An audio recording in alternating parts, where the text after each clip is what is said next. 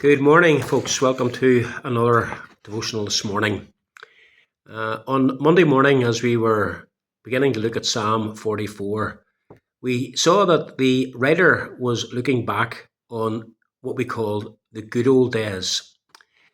Days when God had clearly and publicly demonstrated both his presence with and his power being exercised on behalf of his people.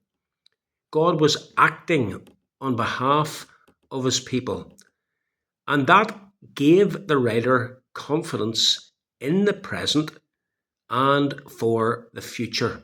And we're going to see that in verses 4 and following that we look at today. Let me read from verse 4 to verse 8.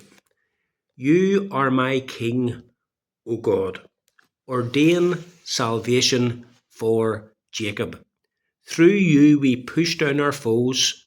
Through your name we tread down those who rise up against us. For not in my bow do I trust, nor can my sword save me. But you have saved us from our foes, and have put to shame those who hate us. In God we have boasted continually, and we will give thanks to your name forever. Verse 4 begins with a strong affirmation of faith in and loyalty to God.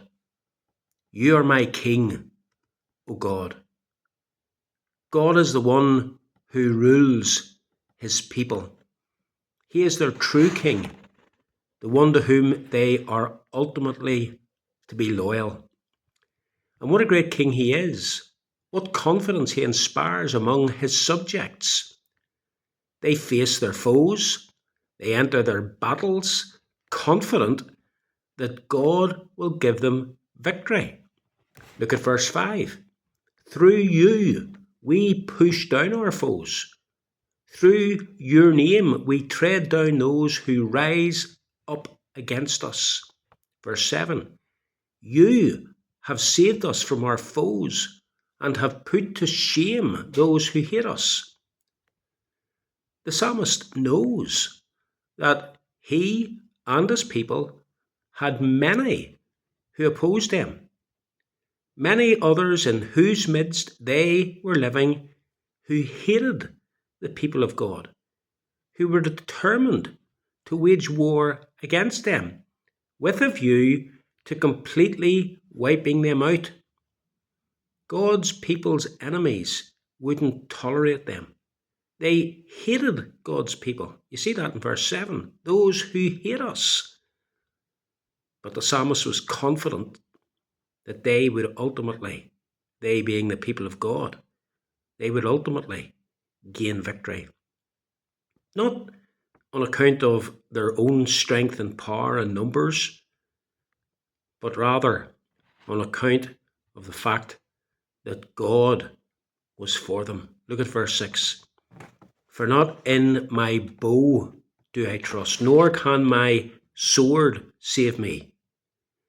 But you, and that you is very emphatic, you have saved us from our foes. And so, when we come to verse 8, we find the psalmist in praise mode. In God we boast continually, and we will give thanks to your name continually.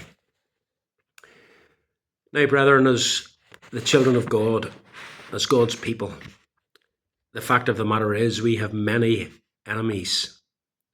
This is true of the Christian church in every society in which it is found, and it's true also of every individual member of God's true church.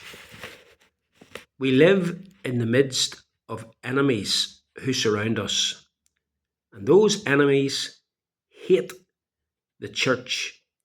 They hate Christianity, and they hate Christians. If they had their way, they would wipe us off the face of the earth, do away with the church entirely. The kingdom of Islam, the kingdom of Hinduism, The kingdom of hedonism, materialism, humanism, Satanism, and every other kingdom in this world takes a stand against the kingdom of God and against the people of that kingdom. Little wonder that the Christian life is difficult. It's difficult on a church level. It's difficult on an individual level. Little wonder that the true child of God faces opposition. But our confidence and our encouragement is to be found in the same place as the psalmist, in God. You remember the words of Paul, if God is for us, who can be against us? And it's the same when we fight against enemies that attack us personally. We all fight battles against enemies every day. The battle against besetting sins, temptation, discouragement, frustration, despondency. When we face such battles, let us look to, hope in, and be encouraged by the knowledge God is on our side. In God we boast continually. You have saved us from our foes. Here, brethren, is the source of our encouragement, our confidence, and our hope. May we know that confidence and hope and encouragement today. Every blessing.